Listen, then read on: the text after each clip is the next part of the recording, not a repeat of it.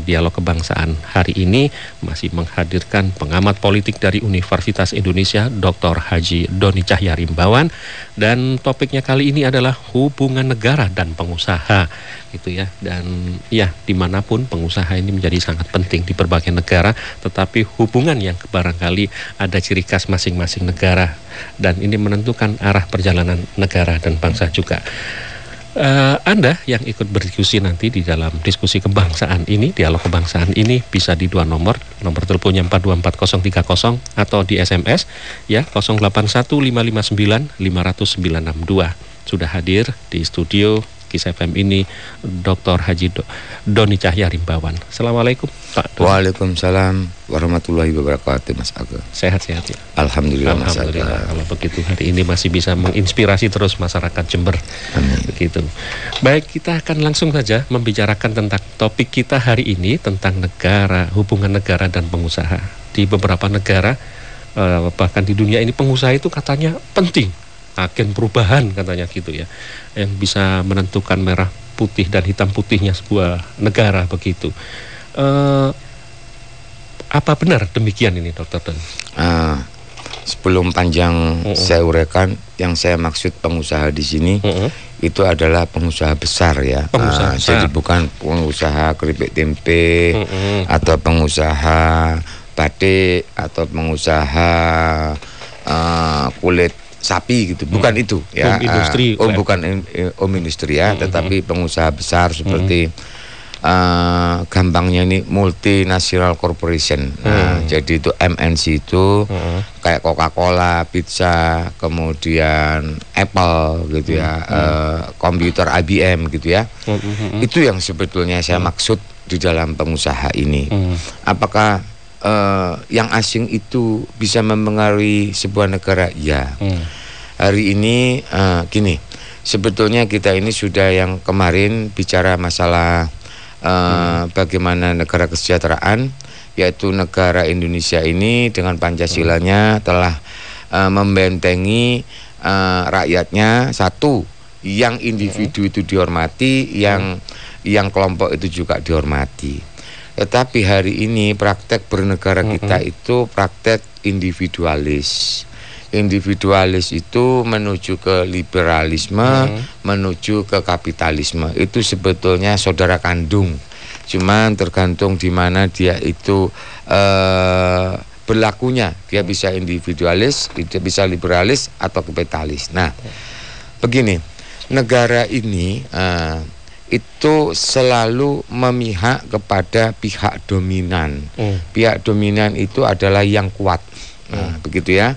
Negara itu ternyata sebetulnya hari ini ya itu tidak memihak kepada masyarakat kecil. Kenapa?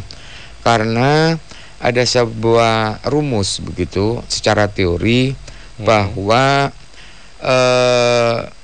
suprastruktur itu tergantung kepada basis. Nah, basis itu adalah produksi atau proses produksi. Nah, produksi atau proses produksi itu adalah identik dengan pengusaha. Nah, jadi kan tadi basis itu mempengaruhi suprastruktur. Nah, suprastrukturnya apa? Struktur ekonomi, struktur politik, struktur budaya. Jadi yang bisa akan menguasai sistem ekonomi politik budaya ini adalah yang mempunyai kapital atau modal. Itu jadi kaitannya begitu. Jadi si pengusaha ini akan duduk di dalam struktur negara dan dia punya akses itu ya. Enggak, dia memang sengaja masuk kepada negara ini. Jadi dia kalau kemarin di dalam negara Pancasila ya, yang kita ini negara Pancasila, sekarang ini ya tetap negara Pancasila, tetapi nafasnya tidak Pancasila, kita ini liberalis. Nah, kalau dulu yang Pancasila itu yang bisa menjadi pejabat publik itu tidak banyak pengusahanya. Tetapi hari ini memang di set up yang betul-betul berwujud pengusaha atau di belakangnya pengusaha, dia yang akan berkuasa. Nah, bagaimana kaitannya? Agak rumit. Mari saya jelaskan satu persatu. Begini, di dalam Undang-Undang Dasar 45, Mas Aga, itu pemilihan itu hanya sekali, yang dipilih adalah anggota DPR RI, DPR provinsi dan DPRD. Sudah selesai itu dalam 5 tahun sekali, sudah tidak ada pemilu lagi kecuali satu pemilu itu. Nah, bagaimana itu kan legislatif ya. Jadi yang pertama kali dipilih oleh Undang-Undang Dasar 45 itu adalah legislatifnya. Sudah. Wakil rakyat. Wakil rakyatnya. Nah, wakil rakyat inilah karena dia menjadi penjelmaan rakyat, maka dia akan memilih eksekutif. Ini saya cerita Undang-Undang Dasar 45 sebelum amandemen ya. Bagaimana nanti pengusaha masuk? Nah, itu ceritanya ya. Nah, dengan demikian pada waktu Undang-Undang Dasar 45 belum amandemen, yang jadi bupati itu pilihan dari DPRD. Siapa yang akan menjadi calon bupati? Biasanya orang-orang yang sudah punya rekam jejak jelas. Jelas itu misalnya Sekwilda calonnya, atau Dandim zaman dulu. Kemudian mungkin kepala kantor, kepala dinas Bappenas gitu ya, Bapeda gitu ya, ketua Bapeda. 3 orang ini akan dipilih oleh anggota DPRD. Jadi rekam jejaknya jelas sebetulnya. Mungkin dia 20 tahun, 25 tahun telah mengabdi. Nah, sehingga orang-orang ini seandainya pun memimpin, salahnya itu tidak terlalu banyak. Tapi kan sekarang hari ini kemudian pemilu itu dijadikan seluruhnya, baik eksekutif maupun legislatif itu dipilih oleh rakyat. Pemilihan langsung. Mulai kepala desa, bupati, wali kota sampai presiden. Nah, siapa yang duduk ini? Nah, itu kan. Nah, yang duduk itu tadi kita balik kepada teori pertama, bahwa basis itu akan menguasai suprastruktur. Nah, jadi para pemodal itu akan duduk menjadi para pejabat publik. Bagaimana caranya agar yang menjadi pemenang itu adalah pemodal? Maka dihembuskanlah di dalam masyarakat ini ya, kalau kamu memilih pejabat publik, kalau tidak dikasih uang jangan mau.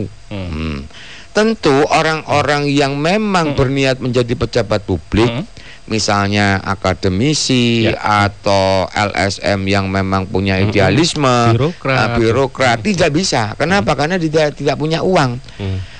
Awal yang pasti kalau nyalek itu pasti ditanya, punya uang nggak? Gitu. Untuk nyalon bupati itu mungkin antara 50M sampai 70M itu dia keluar. Untuk seorang gubernur itu, gubernur DKI itu kira-kira 200 sampai 300M. Itu menunjukkan yang akan bertanding itu adalah orang-orang yang punya modal. Nah, seandainya tidak pun di belakangnya ada yang cukong-cukong itu. Cukong-cukong itu kalau besar. Kalau kecil dia akan jualan rumahnya, jualan sawahnya. Yang kecil ini ikut-ikutan kan sebetulnya ya. Ingin nyalon, kemudian ikut-ikutan jual pom bensin, jual rumahnya, jual sawahnya itu.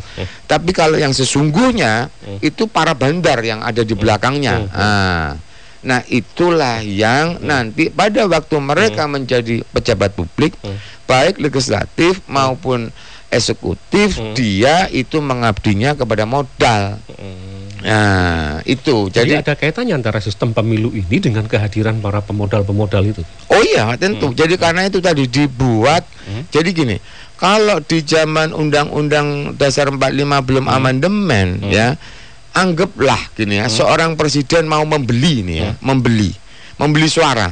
Itu membeli 100.000 suara anggota MPR.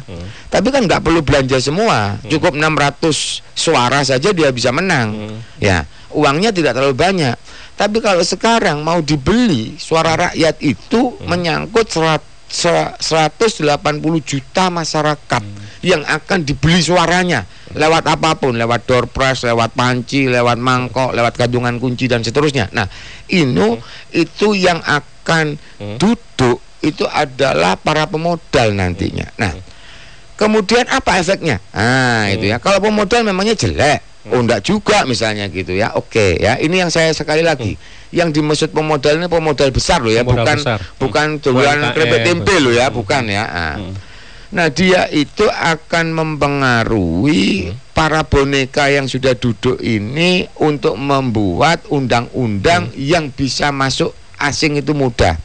Contoh yang sudah jelas ini teragenda yaitu undang-undang penanaman modal asing. Itu kepemilikan asing itu boleh 99%. Kita itu hanya 1%. Nah, kemudian bagaimana cara mengurus kepemilikan tanah, itu boleh sewa sekian hektar. Oh, itu semuanya memberikan karpet merah kepada para pemodal ini. Sangat longgar. Sangat longgar. Nah, itulah sebetulnya sebuah parade besar politik yang hiruk pikuk itu ujungnya nanti kita harus bertekuk lutut menyerahkan seluruh kekayaan alam kita, sumber daya kita kepada asing. Nah, itu tadi karena memang diciptakan sedemikian sistematisnya dan dahsyat. Nah, gampangnya begini, apakah benar masyarakat itu kecanduan gitu ya dengan money politik? Uang itu semua pemilihannya itu kan nggak setiap hari, nggak setiap jam, 5 tahun sekali. Bagaimana disebut nyandu?